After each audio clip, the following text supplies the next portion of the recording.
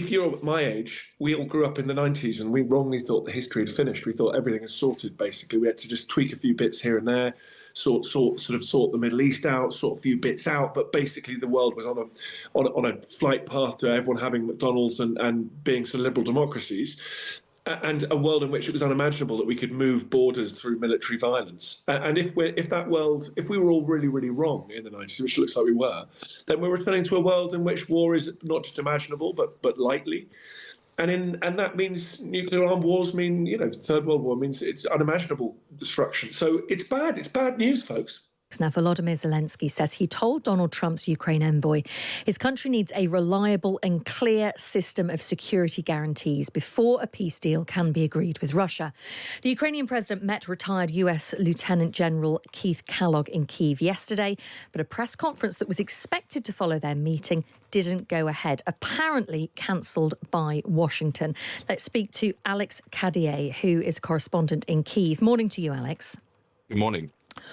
Is it any clearer why this press conference was cancelled and the outcome of those conversations?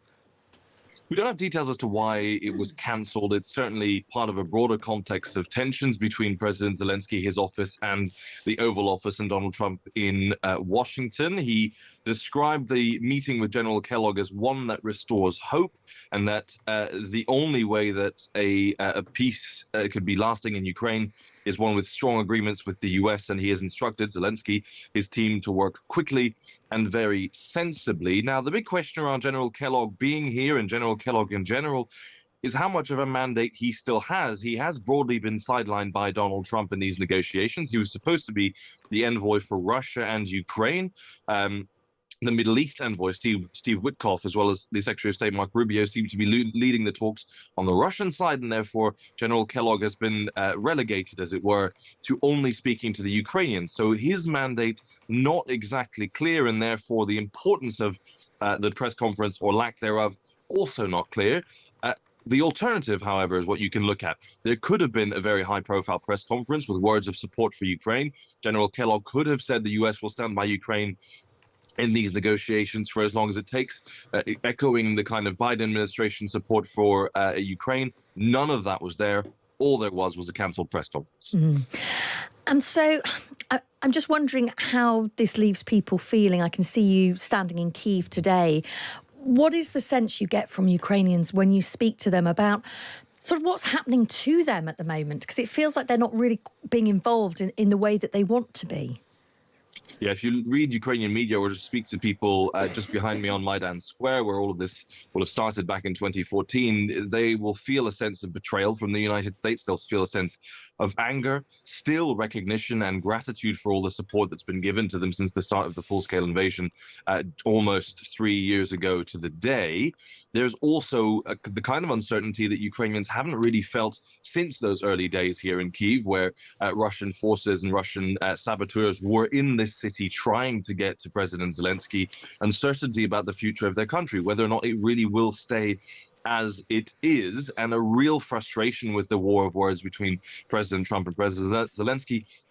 But also Ukrainians no stranger to Russian disinformation narratives. And so certainly this idea of 4% popularity used by Donald Trump, not true. 57% of Ukrainians say they trust their president in recent polling. So that frustration with the kind of misinformation being leveled at their president, at their country, but also a real fear for the uncertainty of whether or not there will really be much of a country left after these negotiations.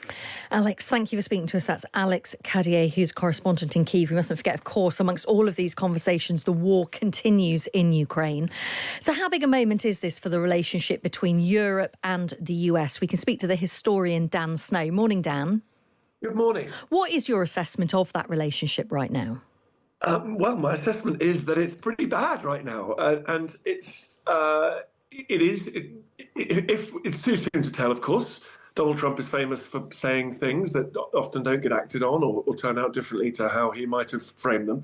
But if it is true that Trump is reviewing that essential post-war relationship between what we used to call the West, between Europe and the US, if that fragments, if that dissolves, then that's the end of 100 years of history. It's a return to something much deeper in the past. And that's what's interesting about Trump is he is not he connects in some way with some deeper patterns in history. Britain and America were strategic rivals in the 19th century. On several occasions, they could have gone to war. America was always trying to grab Canada in the 19th century. America tried to grab Greenland through the 19th century. Britain, despite being on the same side in the First and Second World War, Britain always regarded Russia as a strategic rival in the early 20th and the 19th century. So we're seeing a different kind of world come to being, and in some ways an older world, and that's extremely bad news because that's also a world in which war, in which conquest was legitimate. And if you're my age, we all grew up in the 90s and we wrongly thought the history had finished. We thought everything is sorted, basically. We had to just tweak a few bits here and there, sort the Middle East out, sort a few bits out. But basically the world was on a flight path to everyone having McDonald's and being sort of liberal democracies. And a world in which it was unimaginable that we could move borders through military violence. And if we were all really, really wrong in the 90s, which looks like we were, then we're returning to a world in which war is not just imaginable, but likely. And that means nuclear armed wars mean, Third World War means it's unimaginable destruction. So it's bad. It's bad news, folks. Do you buy into this idea of this changing world order that people have used as a phrase over the last week or so? Yeah, I do. Yeah. So it's unfortunately, stranger things have happened in history. It seems wild that America could become aligned with China and Russia, and there could be a corrupt grand bargain around territorial acquisition, and in Taiwan, South China Sea, connected to Eastern Europe, connected to whatever Trump wants, wherever he wants it.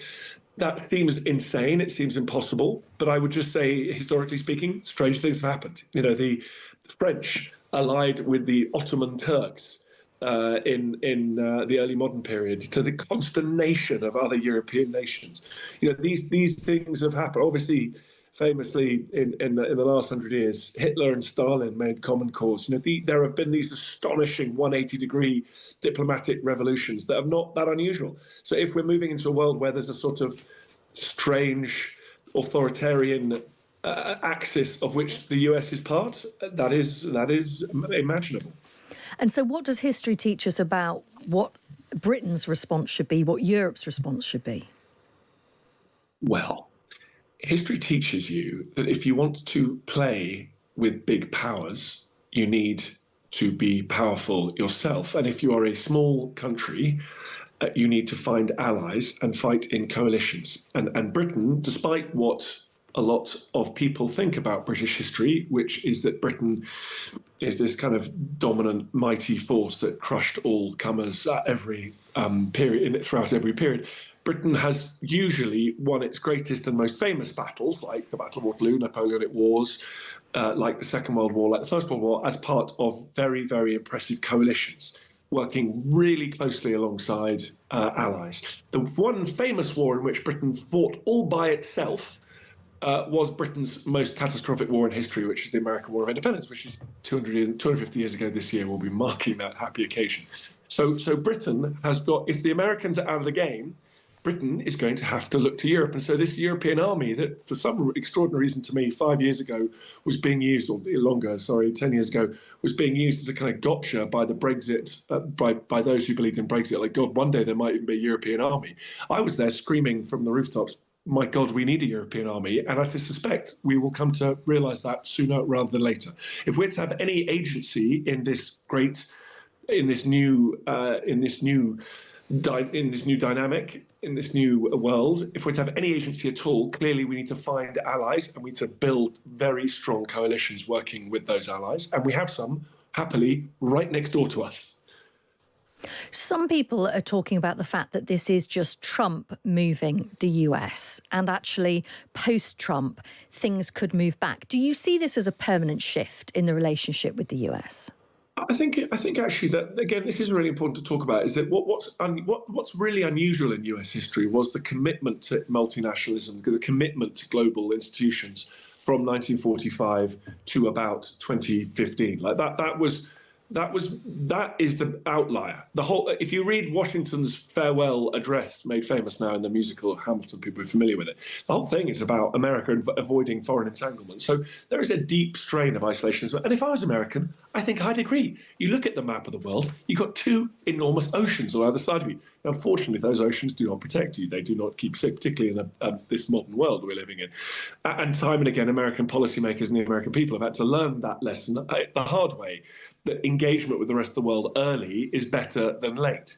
They learned that in 1917, they learned that in 1941, and they may unfortunately have to learn that again this time round. But so I do think there's probably a general shift in America towards isolationism that Trump is obviously the most prominent proponent of, but it wouldn't surprise me if we saw that kind of deeper tectonic plate shifting, and we saw even though we're living in a more obviously globalized world in terms of trade, in terms of information, it's so tempting for the Americans to go, why are we manning the front line in the Baltic states? I mean, that's a legitimate question for Americans to ask. It needs engagement. Those of us who believe in that kind of collective security need to make that case more powerfully to the American people. So I'm just wondering what Britain should do now, faced with what we are faced with, of Trump looking like he's aligning with Russia, Europeans being sidelined, Keir Starmer heading to Washington next week, lots of suggestions that what he should do to kind of navigate through this with Trump. From a historical point of view, what do you think Starmer's approach should be?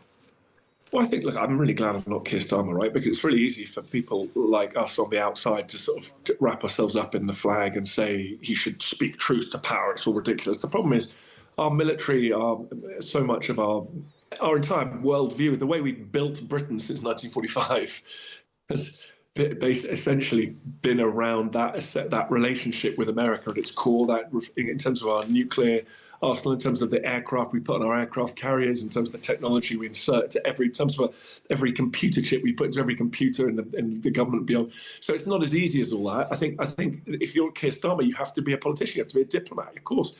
But what Keir Starmer does next week, I don't know. But what I do know is that strategically, eventually, Britain is going to have to wake up to the reality that our best friends probably lie on the continent. I mean, having said that, of course, we've got the problems coming from inside the house as well, because we've got France has got issues with the far right as well. We've got all sorts of issues there.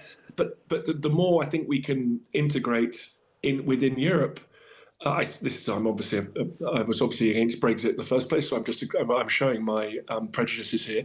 But it strikes me that if the Americans are keen to step out with a different partner, we need to adjust this new environment, and we need to build, deepen, and strengthen our relations with Europe, who's the obvious counterpoint. Dan Snow, thank you so much for talking to us this morning. Really grateful to you for your time. Thank you. That is the historian Dan Snow. So really interesting there. Talking about, actually, we have in recent decades got used to the US being an ally of ours. But actually history teaches us, Dan Snow telling us there, that actually historically they've not wanted to get involved with wider foreign issues, if you like. And, I was quite struck by the fact that he says, if you're going to take on a powerful nation like the US, you need to be powerful. You need to find allies. He very much feels that those allies are within Europe. There needs to be a European army, so there can be a level of agency. And he thinks that the general shift in the US to isolationism could stick. This might not just be a Donald Trump term. I mean, we're only a month in. There's a long way to go yet.